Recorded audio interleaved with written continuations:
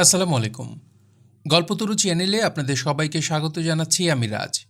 আপনাদের জন্য পড়ছিলাম হুমায়ূন আহমেদের উপন্যাস মেঘ বলেছে যাবো যাবো। আজ পড়ছি এর ৯ম পর্ব। হাসান অনেকক্ষণ থেকে বসে আছে। তাকে চা স্যান্ডউইচ দেওয়া হয়েছে। বলা যেতে পারে খানিকটা আদর যত্ন করা হচ্ছে। অন্য সময় এর চেয়ে দীর্ঘ সময় বসে থাকলেও চাটা কিছুই দেয়া হয় না। হিসামুদ্দিন সাহেব খুব অসুস্থ, এই খবরটা তাকে দেয়া হয়েছে। অসুস্থতার ফলে তাকে এখানে ডেকে আনার কারণটা সে ধরতে পারছে না। গুরুতর অসুস্থ মানুষ লয়ারের সঙ্গে কথা বলতে চায়, বিষয় সম্পত্তির বিলি ব্যবস্থা করে। কেউ কেউ মাওলানা ডেকে এনে তবা করেন, পরকালে নির্ভয়ে যাবার ব্যবস্থা করেন। তবে তবার ব্যাপারটা নিম্নবিত্তের মানুষদের ক্ষেত্রেই বেশি ঘটে। হিসামুদ্দিন সাহেবদের মতো অকল্পনীয় বিত্তের মানুষরা তবা করেন না। হাসান সাহেব। হাসান প্রায় লাফিয়ে উঠল। হিসামুদ্দিন সাহেবের মেয়ে চিত্রলেখা দরজা ধরে দাঁড়িয়েছে। মেয়েটিকে আজ খুব বিষণ্ণ লাগছে। বাবার অসুখের ব্যাপারে সে হয়তো চিন্তিত। ম্যাডাম, সালাম আলাইকুম। আমাকে ম্যাডাম ডাকবেন না তো, শুনতে কুৎসিত লাগে। আমাকে নাম ধরে ডাকবেন, চিত্রলেখা। কোনো সমস্যা নেই। চা খাওয়া হয়েছে? জি। বাবা অসুস্থ, শুনেছেন বোধহয়। জি। অসুখ যতটা সহজ ভেবেছিলাম তত সহজ না, বেশ জটিল। আমি বেশ চিন্তিত বোধ করছি। ভালো কোনো ক্লিনিকে তাকে ট্রান্সফার করলে ভালো হতো। আমি ক্লিনিক খুঁজে বেড়ালাম, কোনোটাই পছন্দ হচ্ছে না।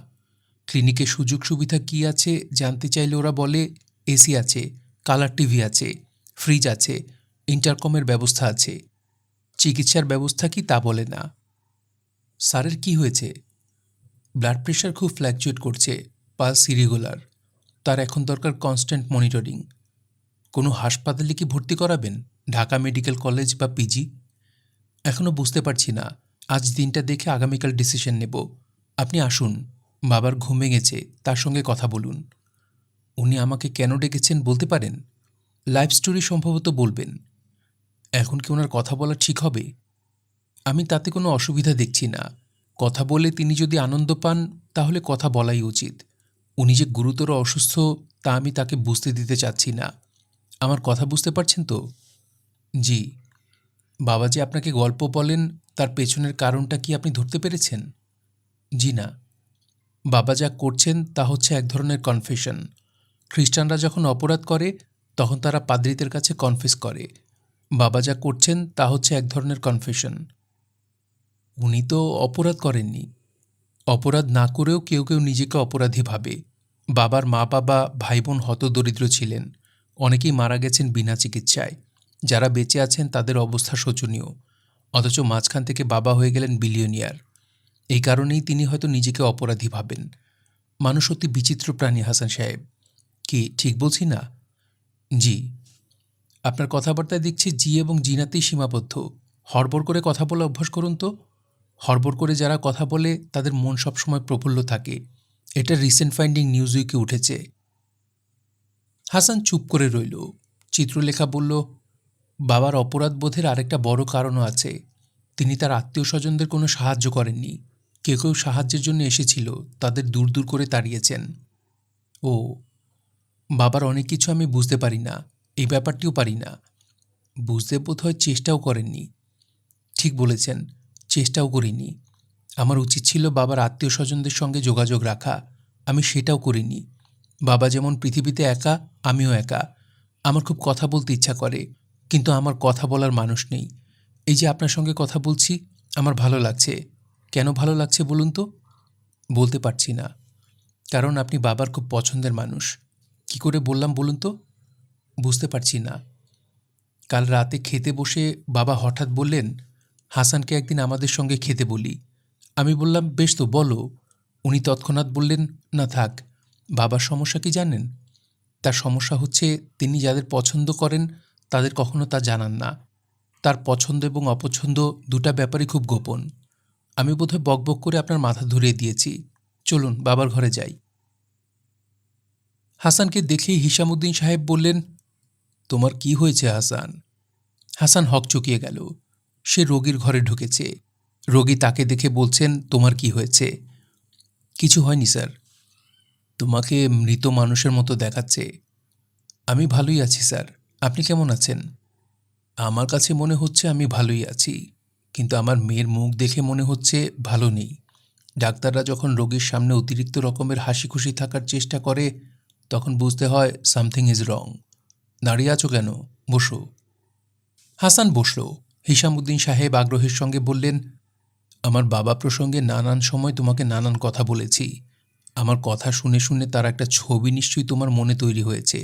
ছবিটা কেমন? স্যার, ছবিটা খুবই সুন্দর। আপনার বাবাকে আমার অসাধারণ মানুষ বলে মনে হয়। হিসামুদ্দিন শান্ত গলায় বললেন, তিনি খুবই সাধারণ মানুষ, ভণ্ড টাইপের মানুষ, মিথ্যাবাদী, চোর, স্বার্থপর, অলস। যে কটি খারাপ গুণ মানুষের থাকা সম্ভব সব কটি তার মধ্যে ছিল। খারাপ পাড়ায় একটি মেয়েকে তিনি বিবাহ করেছিলেন। সেই ঘরে তার একটি ছেলে হয়েছিল। ওই মহিলা বাবাকে এক পর্যায়ে ছেড়ে চলে যান। আমি কি বলছি তুমি মন দিয়ে শুনছো তো? জি স্যার, শুনছি। বাবা ওই মহিলার গর্ভজাত সন্তানকে নিজের কাছে নিয়ে যান, কিন্তু তাকে দু চোখে দেখতে পারতেন না। তার অন্য সন্তানরাও দেখতে পারত না। কেউ তার সাথে রাতে ঘুমতো না। সে ঘুমতো একা একা। সে জ্বরে ছটফট করলে কেউ এসে মাথায় হাত দিয়ে জ্বর দেখত না। বাবার অপরাধের প্রায়শ্চিত্ত সেই ছেলেটা সারা জীবন করেছে। তোমার বুদ্ধি কেমন হাসান? আমার বুদ্ধি স্যার মোটামুটি পর্যায়ের। মোটামুটি পর্যায়ের বুদ্ধি দিয়েও তুমি আশা করি বুঝতে পারছো সেই ছেলেটিকে। পারছো না? জি স্যার, পারছি। এখন বলো, তোমাকে এমন মলিন দেখাচ্ছে কেন? তোমার সমস্যা কি? তেমন কোনো সমস্যা নেই স্যার। সমস্যা থাকলে বলতে পারো। বিত্তবান মানুষরা নিজের সমস্যা সমাধান করতে না পারলেও অন্যের সমস্যা সমাধান করতে পারেন। হাসান কিছু বলল না, চুপ করে রইল। একবার তার ইচ্ছা করছিল বলে ফেলে, স্যার আমাকে একটা চাকরির ব্যবস্থা করে দিন। বলতে লজ্জা লাগলো। একজন অসুস্থ মানুষকে চাকরির কথা বলা যায় না। লিটনের কথা কি সে স্যারকে বলবে? নিজের কথা না বলা গেলেও অন্যের কথা নিশ্চয়ই বলা যায়। আমার এক বন্ধুর জন্য কি স্যার আপনি একটা চাকরির ব্যবস্থা করে দেবেন? তোমার বন্ধু? জি স্যার, খুব ভালো ছেলে। কি করে বুঝলে খুব ভালো ছেলে? আমি তাকে স্কুল জীবন থেকে দেখছি। ও খুব কষ্টে আছে। বিয়ে করে খুব ঝামেলায় পড়েছে। চাকরি বাকরি নেই, বিয়ে করে ফেলল। ও তো বোকা। বোকাদের সমস্যা নিজের ঘাড়ে নিলে কি হয় জানো হাসান? জি না। তখন নিজের সমস্যার সঙ্গে বোকার সমস্যাও যুক্ত হয়। হাসান চুপ করে গেল। হিসামুদ্দিন বললেন, তোমার বন্ধুর নাম কি? লিটন। ভালো নাম কি? হামিদুর রহমান। পড়াশোনা কি? এমএ পাশ করেছে। কত টাকা বেতনের চাকরি হলে তোমার বোকা বন্ধুর সমস্যার সমাধান হয়? মাসে ১,৫০০ টাকা পেলেই ওরা মহা খুশি হবে। একটা কিছু পেলেই হয় স্যার। তুমি একটা কাগজে তার নাম ঠিকানা লিখে মোতালেবের কাছে দিয়ে যাও। Sir, thank you. হাসান লক্ষ্য করল হিসামুদ্দিন সাহেব হাসছেন। এই মানুষটাকে সে খুব কম হাসতে দেখেছে। উনি হাসছেন কেন? হাসান। জি স্যার। তুমি বরং আজ যাও। এখন আবার কেন জানি মাথাটা ঝিমঝিম করছে। স্যার, আমি কাল এসে খোঁজ নিয়ে যাব। কাল এসে খোঁজ নিতে হবে না। তোমার সঙ্গে যেমন কথা আছে তেমনই আসবে। বুধবার বিকেল ৩টায়। জি আচ্ছা স্যার। পরের বুধবার বিকাল ৩টায় এসে হাসান জানতে পারল হিসামুদ্দিন সাহেব আজ দুপুরের আগে মারা গেছেন। বাড়ি ভর্তি মানুষ। কম্পাউন্ডের ভেতরে এবং বাইরে প্রচুর মানুষ। হাসান গেট থেকেই বিদায় হলো। একবার মুহূর্তের জন্য তার ইচ্ছা হলো সে চিত্রলেখার সঙ্গে দেখা করে সান্ত্বনার দুটা কথা বলে। পর মুহূর্তেই মনে হলো সান্ত্বনার কথা সে জানে না এবং চিত্রলেখার মতো মেয়েদের সান্ত্বনার দরকার নেই। রেজিস্ট্রি করা চিঠি। লিটন সই করে চিঠি নিল। রেজিস্ট্রি চিঠি তাকে কে পাঠাবে? সাধারণ চিঠি আসে না, আর রেজিস্ট্রি চিঠি। ইংরেজিতে টাইপ করে তার নাম লেখা, হামিদুর রহমান। নিজের নাম, অথচ অপরিচিত লাগছে। ভালো নামটা সে ভুলতে বসেছে। চিঠি এসেছে সিঙ্গাপুর থেকে। এটিও অস্বাভাবিক একটা ব্যাপার। জেনারেল ম্যানেজার, মোহিনী কনস্ট্রাকশন কোম্পানি লিমিটেড। কে আছে সেখানে? বন্ধুবান্ধবদের কেউ? ভাগ্যবানদের একজন। বিদেশে চাকরি করছে। তার সুখ ও আনন্দ পুরনো বন্ধুকে জানাতে চাচ্ছে। সেই মেসের ঠিকানা জানল কি করে? পিয়ন দাঁড়িয়ে আছে। লিটন বলল, কি ব্যাপার? স্যার, বকশিস। লিটন বিস্মিত হয়ে বলল, বকশিস কেন? সে কি এতই হতভাগ্য যে বিদেশ থেকে একটা চিঠি আসার জন্য বকশিস দিতে হবে? যান ভাই, বকশিস টকশিস নেই। পিয়ন বিমর্ষ মুখে চলে যাচ্ছে। টাকা থাকলে ৫টা টাকা দিয়ে দেয়া যেত, টাকা নেই। লিটন খিচুড়ি বসিয়ে দিল। চাল ডালের খিচুড়ি। আনাজপাতি থাকলে দিয়ে দেয়া যেত, কিচ্ছু নেই। চিঠিটা বিছানায় পড়ে আছে। থাকুক পড়ে। বন্ধুর চিঠি পড়ার কোনো আগ্রহ এই মুহূর্তে সে অনুভব করছে না। তার মনটা খুব খারাপ। শম্পার শরীর ভালো না, গা দিয়ে গুটির মতো বের হয়েছে, সম্ভবত হাম। বড়দের হাম হওয়া খুব কষ্টের। বেচারি কষ্টের মধ্যে পড়েছে, অথচ সে কিছু করতে পারছে না। সে রোজই সন্ধ্যার পর যাচ্ছে, 10টা সাড়ে 10টা পর্যন্ত থেকে চলে আসছে। তাকে ভদ্রতা করেও কেউ বলছে না, জামাই আজ থেকে যাও। শম্পাকে এখনও ডাক্তার পর্যন্ত দেখানো হয়নি। এমন কষ্টে মানুষ পড়ে। দুপুরের খাওয়া দাওয়ার পর লিটন চিঠি খুলে পড়ল। জন স্মিথ জুনিয়র নামের এক ভদ্রলোক তাকে জানাচ্ছেন যে মোহিনী কনস্ট্রাকশন কোম্পানির সিঙ্গাপুর শাখায় এক্সিকিউটিভ অফিসার প্রোডাকশন শাখায় তাকে নিয়োগপত্র দেয়া হচ্ছে। 3 বছর মেয়াদী এই নিয়োগ। পরবর্তী এক্সটেনশন কোম্পানির শর্তে আলোচনা সাপেক্ষ। মাসিক বেতন 7,000 সিঙ্গাপুরি dollar. Free furnished quarter, free medical. তাকে অতি দ্রুত সিঙ্গাপুর অফিসের সঙ্গে যোগাযোগ করতে বলা হচ্ছে। ঢাকার মতিঝিলে কোম্পানির একটা অস্থায়ী অফিসের ঠিকানা দেওয়া হয়েছে। এই ঠিকানায় যোগাযোগ করলে তারা তাকে প্রয়োজনীয় সহযোগিতা করবে। এর মানে কি? কেউ কি রসিকতা করছে? এপ্রিল ফুল জাতীয় কিছু? কিংবা কোনো দুষ্ট লোক টাকা কামানোর ফন্দি করছে? সব অভাবী যুবকদের এই জাতীয় চিঠি পাঠিয়েছে। চিঠি পেয়ে আনন্দে আত্মহারা হবে, মতিঝিল অফিসে ছুটে যাবে। সেই অফিসের একজন বলবে, আমরা সব খবরাখবর আনিয়ে দিচ্ছি, তার খরচ বাবদ $100 লাগবে। আমাদের অফিসে একটা ফর্ম ফিল আপ করতে হবে, ফর্মের দাম $3। 7 দিনের রমরমা ব্যবসার পর কোম্পানি ডুব মারবে। আরেকটা ব্যাপার হতে পারে, হয়তো তার মাথা খারাপ হয়ে গেছে, কোনো চিঠি তার নামে আসেনি, পুরোটাই সে কল্পনায় দেখছে। মতিঝিলের যে অফিসের ঠিকানা আছে সেখানে গিয়ে খোঁজ নেওয়া যায়। 2টা বাজে। অফিস কি বন্ধ হয়ে গেছে না খোলা? 4টা পর্যন্ত অফিস খোলা থাকলে অফিসে পৌঁছানো যাবে, কারণ তাকে যেতে হবে হেঁটে হেঁটে। লিটন কাপড় পরল। অফিস খোলাই ছিল। বয়স্ক একজন ভদ্রলোক তার ঘর বন্ধ করে চলে যাচ্ছিলেন। লিটন তার চিঠিটা ভদ্রলোকের হাতে দিল। তিনি চিঠি খুলেই বললেন, ও আপনি? আপনার নামে ফ্যাক্স এসেছে আমাদের কাছে। আমাদের কাছ থেকে কী ধরনের অ্যাসিস্ট্যান্স চাচ্ছেন? লিটন কি বলবে বুঝতে পারছে না। ভদ্রলোক বললেন, আপনার হাতে তো এখনও দিন 15 সময় আছে, এর মধ্যে গোছগাছ করে নিন। লিটন অস্পষ্ট গলায় বলল, ও আচ্ছা, আপনার টিকিট সিঙ্গাপুর এয়ারলাইন্সে, পিটিএ, আমরা আনিয়ে রাখব। লিটন আবারও বলল, জি আচ্ছা। কেন সে জি আচ্ছা বলছে তা নিজেও বুঝতে পারছে না। কাল তো অফিস ছুটি, আপনি পরশু সকালের দিকে আসুন। লিটন আবার বলল, জি আচ্ছা। আপনার ভাগ্য খুব ভালো, মাল্টিন্যাশনাল কোম্পানি, পৃথিবী জুড়ে এদের শাখা। লিটন ক্ষীণ গলায় বলল, চাকরিটা কি সত্যি পেয়েছি? ভদ্রলোক অবাক হয়ে তাকালেন। লিটন কুণ্ঠিত মুখে বলল, ঠিক বিশ্বাস হচ্ছে না। ভদ্রলোক হেসে ফেললেন। পরশু আসুন, বিশ্বাস না হবার কি আছে? আপনার হাতে অ্যাপয়েন্টমেন্ট লেটার। এইসব কোম্পানি যে শুধু শুধু চাকরি দিচ্ছে তা তো না। বাংলাদেশে তারা কোটি কোটি টাকার কাজ করছে। এইসব কাজের একটা শর্ত আছে, এদেশের কিছু ছেলে মেয়েকে চাকরি দিতে হবে। এইসব শর্ত তারা মানে না, কালে ভদ্রে মানে। আপনার স্ট্রং রিকমেন্ডেশন ছিল, আপনি পেয়ে গেছেন। পরশু আসব? জি, পরশু আসুন। আপনার পাসপোর্ট আছে তো? লিটনের পাসপোর্ট আছে। সেই পাসপোর্টে কি কাজ হবে? সেখানে মালয়েশিয়ার একটা মিথ্যা ভিসা আছে। পাসপোর্ট না থাকলে অসুবিধা নেই, 24 ঘন্টায় পাসপোর্ট পাওয়া যায়। সিঙ্গাপুরে আপনি একা যাবেন না ফ্যামিলি নিয়ে যাবেন? ফ্যামিলি নিয়ে যাব। সব পার্টিকুলার্স নিয়ে আসবেন, ফ্যাক্স করে দেব, কোনো সমস্যা হবে না। জি আচ্ছা। লিটন রাত 9টা পর্যন্ত রাস্তায় রাস্তায় হাঁটল। সব কেমন অদ্ভুত লাগছে। শম্পাকে কি ব্যাপারটা জানানো উচিত? হুম, উচিত হবে না। পরে দেখা যাবে মালয়েশিয়ার ভিসার মতো ফলস অ্যাপয়েন্টমেন্ট লেটার। পরশুর আগে কিছু জানা যাবে না।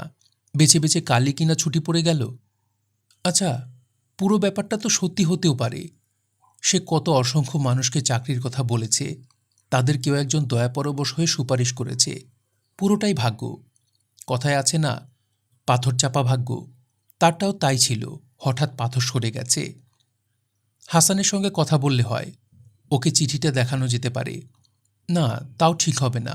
হাসান মন খারাপ করবে। বেচারার মন খারাপ করিয়ে দেওয়ার কোনো দরকার নেই। আজ সারা রাত রাস্তায় হাঁটলে কেমন হয়? পকেটের চিঠিটার একটা ফটোকপি করে রাখা দরকার। যদি হারিয়ে যায়, একটা না কয়েকটা ফটোকপি করানো দরকার। পুরো ব্যাপারটা সত্যি হলে সামনে বিরাট ঝামেলা, শম্পার পাসপোর্ট, কাপড় চোপড় বানানো। সিঙ্গাপুর দেশটা কেমন? শীতকালে বরফ পড়ে? বরফ পড়া দেখার তার খুব শখ ছিল। এই শখটা বোধহয় এবার মিটবে। লিটন চায়ের স্টলে ঢুকল। তার পকেটে একটি টাকাও নেই।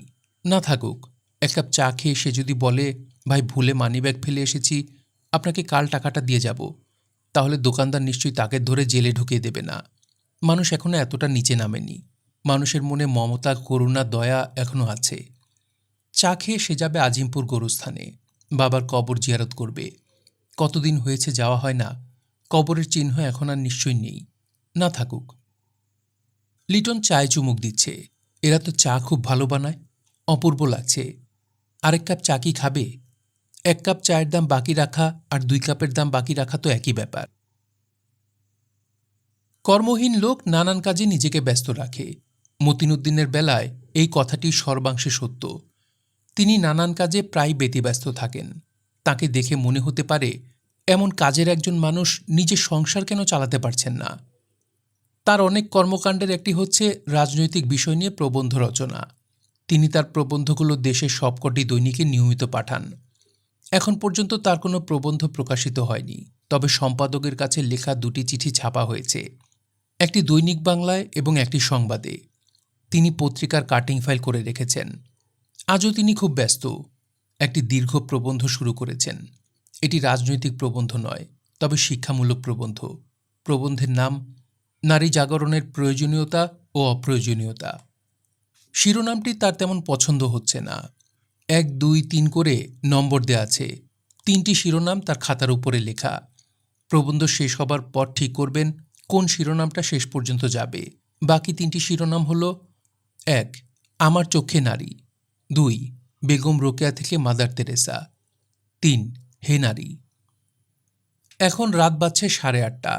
টিভিতে বাংলা খবর শেষ হয়ে গেছে। নৃত্যের তালে তালে নামে নাচের একটি অনুষ্ঠান হচ্ছে। মতিনুদ্দিন টিভির সামনেই বসে আছেন, তবে টিভি দেখছেন না বা শুনছেনও না। টিভির সাউন্ড অফ করে দেয়া আছে।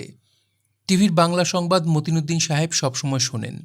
কর্মহীন লোকরা দেশের সর্বশেষ পরিস্থিতি সম্পর্কে অকেবহাল থাকতে ভালোবাসে এবং এটাকে তারা প্রধান দায়িত্বের একটি বলে মনে করে। মতিনুদ্দিন সাহেব শুধু যে টিভি সংবাদ শোনেন তা না, বিবিসি এবং ভয়েস অব আমেরিকাও শোনেন। আগে রেডিও পিকিংয়ে এক্সটার্নাল সার্ভিস শুনতেন, ইদানিং শোনেন না, কারণ তারা বাংলাদেশ সম্পর্কে খবর দেওয়া বন্ধ করে দিয়েছে। বেছে বেছে আজকের দিনটাতেই মতিনুদ্দিন টিভির খবর শুনলেন না। নারী বিষয়ক প্রবন্ধে অতিরিক্ত মনোযোগ দেবার কারণে এই ঘটনাটা ঘটল। আজ টিভি শুনলে তিনি বড় রকমের বিষয়ে অভিভূত হতেন, কারণ আজ এসএসসির রেজাল্ট হয়েছে। টিভিতে তার মেজকন্যা নাদিয়া মেহজাবিনের নাম বলা হয়েছে। আদর্শ বালিকা বিদ্যালয় থেকে নাদিয়া মেহজাবিন 8টি লেটার নিয়ে বিজ্ঞান বিভাগে ছেলে ও মেয়ে সবার মধ্যে প্রথম হয়েছে। রাত 10টায় সুরাইয়া স্বামীর ঘরে ঢুকলেন। মতিনুদ্দিন বিরক্ত গলায় বললেন, এখন ভাত খাবো না, পরে খাবো, তোমরা খেয়ে নাও। আমি যখন লেখালেখির কোনো কাজে ব্যস্ত থাকি তখন আমাকে খাওয়া দাওয়ার মতো তুচ্ছ ব্যাপার নিয়ে বিরক্ত করবে না। এই কথাটা কতবার বলতে হবে? সুরাইয়া বললেন, আজ এসএসসির রেজাল্ট হয়েছে, 8টার বাংলা সংবাদে বলেছে। মতিনুদ্দিন স্ত্রীর কথার সঙ্গে সঙ্গে ফোঁপানির শব্দ শুনলেন। তাকিয়ে দেখলেন দরজা ধরে নাদিয়া দাঁড়িয়ে আছে। সে ফোঁপাচ্ছে এবং তার চোখ দিয়ে সমানে পানি পড়ছে। মেয়েদের চরিত্রের এই দুর্বলতায় তিনি খুবই বিরক্ত হলেন। মাত্র টিভিতে রেজাল্ট ডিক্লেয়ার করেছে। পাশ ফেল জানতে জানতে আরও 2 দিন। এর মধ্যেই নাকের জলে চোখের জলে একাকার। তার রাগ উঠে গেল। তিনি প্রবন্ধের স্বার্থে রাগ সামলাবার চেষ্টা করলেন। মাথায় রাগ নিয়ে বিশ্লেষণধর্মী জটিল প্রবন্ধ লেখা যায় না। মতিনুদ্দিন গম্ভীর গলায় বললেন, গাধা মেয়ে, কাঁদছ কেন? সুরাইয়া নিজেও কাঁদো কাঁদো গলায় বললেন, তোমার মেয়ে ফার্স্ট হয়েছে, 8টা লেটার পেয়েছে। কি বললে? ওদের স্কুলের হেডমিস্ট্রেস এসেছেন, মিষ্টি নিয়ে এসেছেন। স্কুল থেকে 2 জন টিচারও এসেছেন। নাদিয়া ফার্স্ট হয়েছে? কি বলছো এসব? সে ফার্স্ট হবে কি জন্যে? সুরাইয়া এবার সত্যি সত্যি কেঁদে ফেলে বললেন, আমার বিশ্বাস হয় না। তুমি নিজে একটু নাদিয়ার হেডমিস্ট্রেসের সঙ্গে কথা বলো। আমার মাথা যেন কেমন করছে। ওনাদের চাটা দাও, আমি যাচ্ছি। ফলস নিউজ হতে পারে। হয়তো নাদিয়ার নামে একটা মেয়ে ফার্স্ট হয়েছে। বেকুব হেডমিস্ট্রেস মনে করেছে তোমার মেয়ে। টিভিতে ওদের স্কুলের নামও বলেছে। বাংলাদেশ টিভির নিউজের কোনো মূল্য আছে? মূল্য থাকলে আমরা ব্যাটারি পুড়িয়ে বিবিসি, ভয়েস অব আমেরিকা শুনি। পাঞ্জাবিটা ইস্ত্রি করে $2 দিয়ে দাও, আমি দেখছি ব্যাপার কি। অল্পতে অস্থির হয়েও না। অস্থির হবার মতো কিছু হয় নাই। বোঝাই যাচ্ছে ফলস নিউজ। রাত 11টার ভেতর মতিনুদ্দিন জেনে গেলেন ঘটনা সত্যি। মিষ্টি নিয়ে নাদিয়ার বড় ফুপু চলে এসেছেন। নাদিয়ার স্কুলের কিছু বান্ধবী এসেছে। আশপাশের বাসার কিছু মহিলা এসেছেন। সবকটা পত্রিকা অফিস থেকে লোক এসেছে। বাবা মা দুপাশে, মেয়ে মাঝখানে, এইভাবে ছবি তোলা হবে। মতিনুদ্দিন রাজি হলেন না। তিনি বিনীত গলায় বললেন, ভাই, আমি আমার মেয়ের পড়াশোনার ব্যাপারে কিছুই জানি না। ওদের দিকে কোনোদিন লক্ষ্য করিনি। আর যদি মেয়েকে সাথে নিয়ে ছবি তুলে পত্রিকায় ছাপতে দিই, সেটা খুবই অন্যায় হবে। মেয়ে তার মাকে নিয়ে ছবি তুলুক, সেটাই হবে ঠিক এবং শোভন। মতিন সাহেব কাউকে কিছু না বলে বাড়ি থেকে বের হলেন। মেয়ের জন্য কোনো একটা উপহার কিনতে ইচ্ছে করছে। এত রাতে দোকানপাট সব বন্ধ থাকার কথা, তারপরেও চেষ্টা করে দেখা। কিছু কিছু দিন দোকান অনেক রাত পর্যন্ত খোলা থাকে। একটা ভালো হাত ঘড়ি কি পাওয়া যাবে? মেয়েটা ঘড়ি ছাড়া পরীক্ষা দিয়েছে। পরীক্ষার শেষ পর্যায়ে তিনি ব্যাপারটা লক্ষ্য করেছিলেন। পরীক্ষার জন্য ঘড়িটা প্রয়োজনীয় ছিল, কিন্তু এই মেয়ে মুখ ফুটে তা বলেনি। ভালো একটা ঘড়ির কত দাম পড়বে কে জানে। তার কাছে এত টাকা নেই। টাকা যা ছিল সঙ্গে নিয়ে এসেছেন। 600-700 বেশি হবে না। এই টাকায় ভালো ঘড়ি হবে না। একটা কলম কিনে দেয়া যায়। কলমটা নিশ্চয়ই সে খুব যত্ন করে রাখবে। তার ছেলেমেয়েরা যখন বড় হবে, তখন তাদেরকে সে কলমটা দেখিয়ে বলবে, আমার বাবা আমাকে দিয়েছিলেন। যেদিন আমার এসএসসির রেজাল্ট হলো, সেই রাতে বাবা কিনে নিয়ে এসেছেন। শাড়ি কাপড়ের একটা দোকান খোলা পাওয়া গেল। মতিনুদ্দিন মেয়ের জন্য একটা শাড়ি কিনে ফেললেন। 650 টাকা দাম, হাফ সিল্ক। শাড়ির রং গাঢ় কমলা। রংটা মতিনুদ্দিনের খুব পছন্দ হলো। তিনি ইতস্তত করে দোকানিকে বললেন, আমার মেয়ে শ্যামলা, এই শাড়িতে তাকে মানাবে তো? দোকানি শাড়ি প্যাক করতে করতে বলল, একটা পেতনিকে যদি এই শাড়ি পরিয়ে দেন, তাকে লাগবে রাজকুমারীর মতো। আরও 10টা দোকান দেখে শুনে কিনতে পারতাম, কিন্তু জিনিসটা আজই দরকার। আমার মেয়ের জন্য উপহার। ওর এসএসসির রেজাল্ট হয়েছে। ছেলে মেয়ে সবার মধ্যে ফার্স্ট হয়েছে, বিজ্ঞান গ্রুপ। লেটার পেয়েছে 8টা। কাল সব পত্রিকায় তার ছবি দেখবেন। নাম হলো নাদিয়া মেহজাবিন। মেহজাবিন শব্দের অর্থ হলো চাঁদ কপালি। আরবিতে মেয়ে হচ্ছে চন্দ্র, জাবিন হলো কপাল।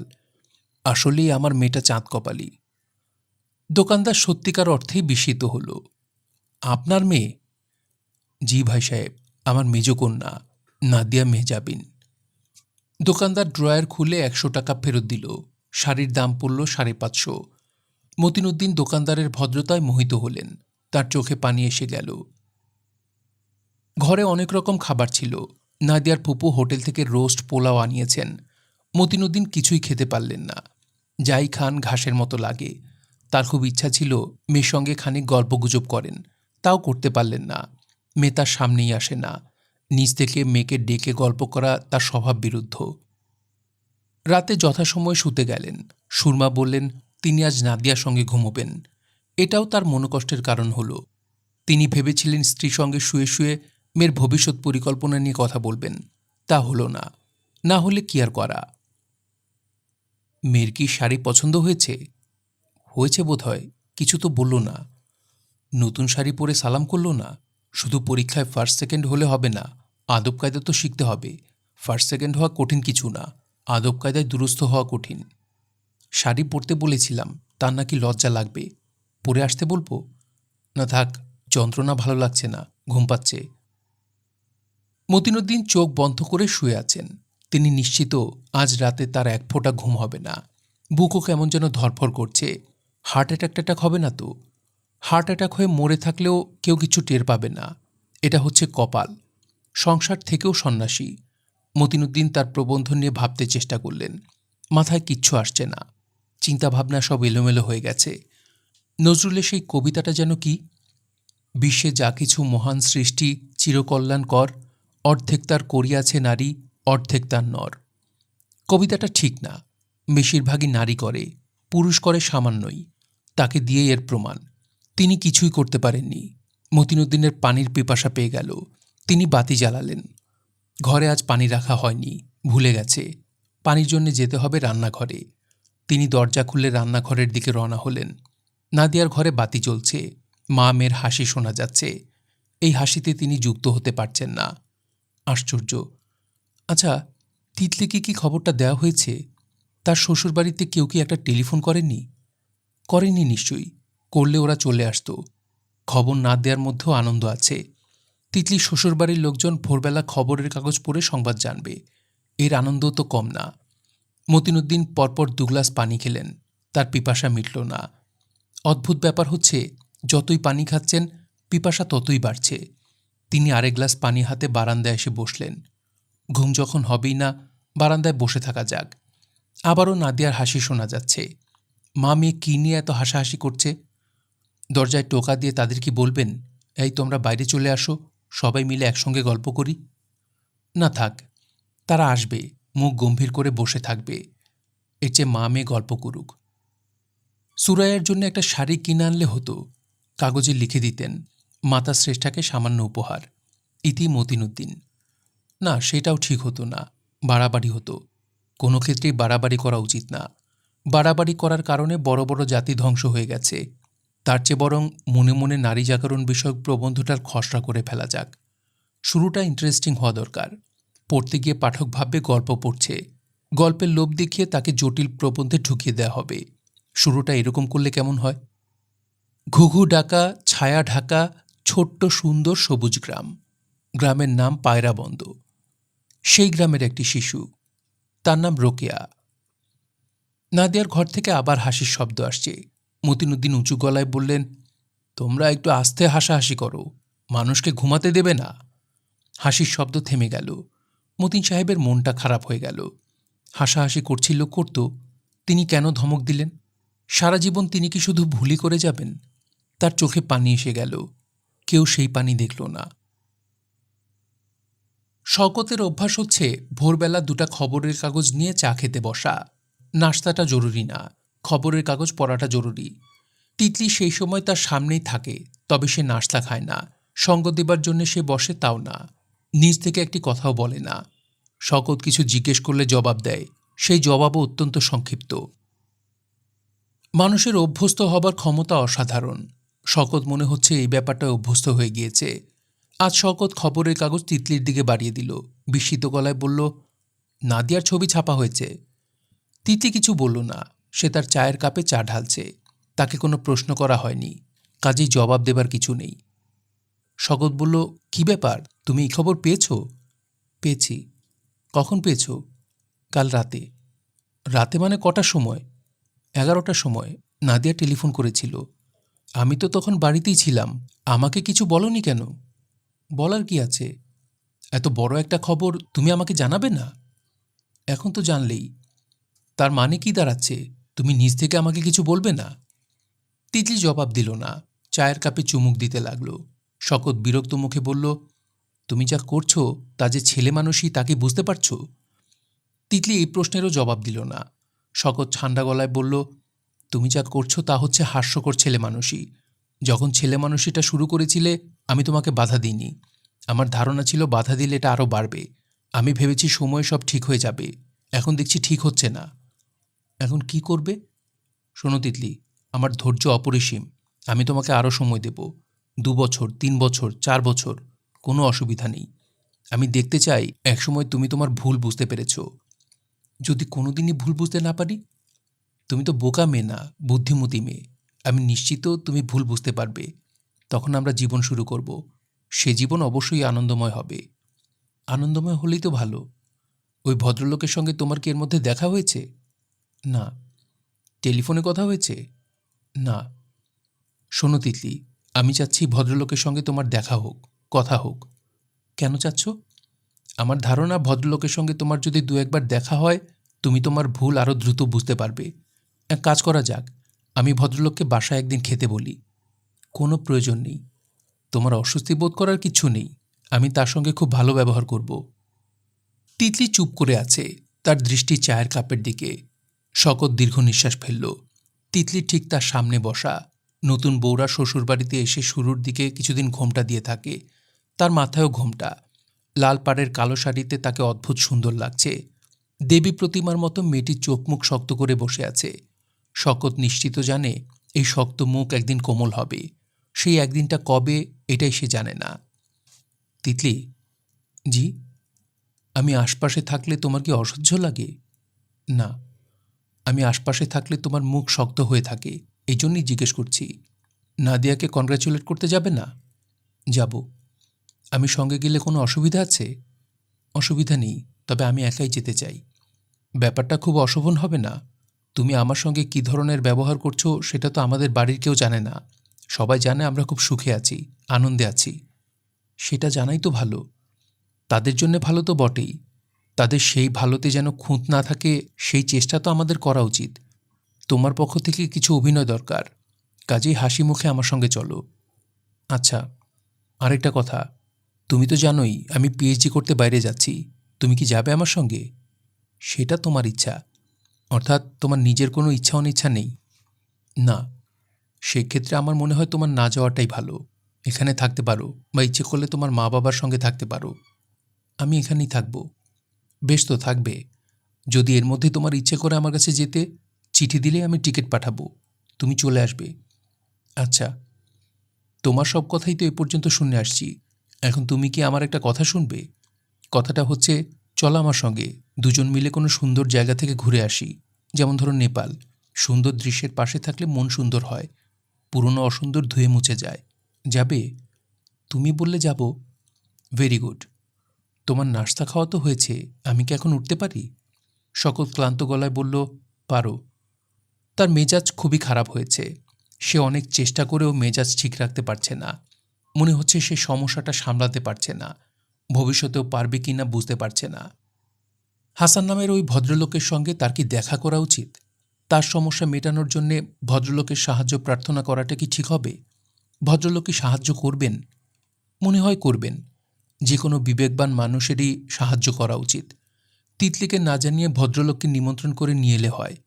সহজ স্বাভাবিকভাবে সবাই মিলে কিছুক্ষণ গল্পগুজব করা হবে। ক্ষতি কি? তিতলি, তিতলি। তিতলি এসে দাঁড়ালো, কিছু বলল না। শকত বলল, আচ্ছা যাও, এমনি ডেকেছিলাম। ও আচ্ছা শোনো, নাদিয়ার ইন্টারভিউটা পড়েছ? না। পড়নি কেন? নাকি প্রতিজ্ঞা করেছ আমার কেনা খবরের কাগজও পড়বে না? আমি কোনো প্রতিজ্ঞা করিনি। পড়ে দেখো, ভালো লাগবে। তাকে জিজ্ঞেস করা হয়েছে তোমার প্রিয় মানুষকে, সে তোমার নাম বলেছে। ও আচ্ছা, তোমাকে খুব সুন্দর লাগছে তিতলি। Thank you. তুমি কি আমার ছোট্ট একটা অনুরোধ রাখবে? খুব ছোট্ট অনুরোধ। কী অনুরোধ? হাসলে তোমাকে কেমন দেখায় আমি জানি না, একটু হাসো, আমি দেখি। এত বড় খুশির একটা খবর পেয়েছো, এমনিতেই তো হাসা উচিত। উচিত কাজ কি মানুষ সবসময় করতে পারে? না, উচিত কাজ মানুষ সবসময় করতে পারে না। মানুষ বরং অনুচিত কাজটাই সবসময় করে। আমাকে বিয়ে করাটা ছিল খুবই অনুচিত কাজ, সেই কাজটা তুমি করেছ। বিয়ের পর পুরনো সমস্যা ভুলে গিয়ে স্বাভাবিক হওয়াটা ছিল উচিত কাজ, তুমি করছো উল্টোটা। দাঁড়িয়ে আছো কেন? বসো, কথা বলি। তিতলি বসল। শকত ক্লান্ত গলায় বলল, তুমি আমাকে একটা সত্যি কথা বলো তো, তুমি কি আমার কাছ থেকে মুক্তি চাও? চুপ করে থেকো না, বলো হ্যাঁ বা না। মুক্তি চাইলে পাবো? তিতলি তাকিয়ে আছে, তার চোখে পলক পড়ছে না। শকত চুপ করে রইল। তিতলির প্রশ্নের কোনো জবাব দিল না। সম্ভবত জবাব তার জানা নেই। শুনছিলেন হুমায়ুন আহমেদের উপন্যাস মেঘ বলেছে যাব যাব। পড়ছিলাম এর ৯ম পর্ব। উপন্যাসটি আপনাদের কাছে কেমন লাগছে তা আপনারা কমেন্ট করে আমাদেরকে জানাতে পারেন। ভালো লাগলে একটি লাইক করবেন, চাইলে শেয়ার করে অন্যকে শোনার সুযোগ করে দিতে পারেন। সবাই ভালো থাকবেন, সুস্থ থাকবেন এবং গল্পতরুর সঙ্গেই থাকবেন। ধন্যবাদ।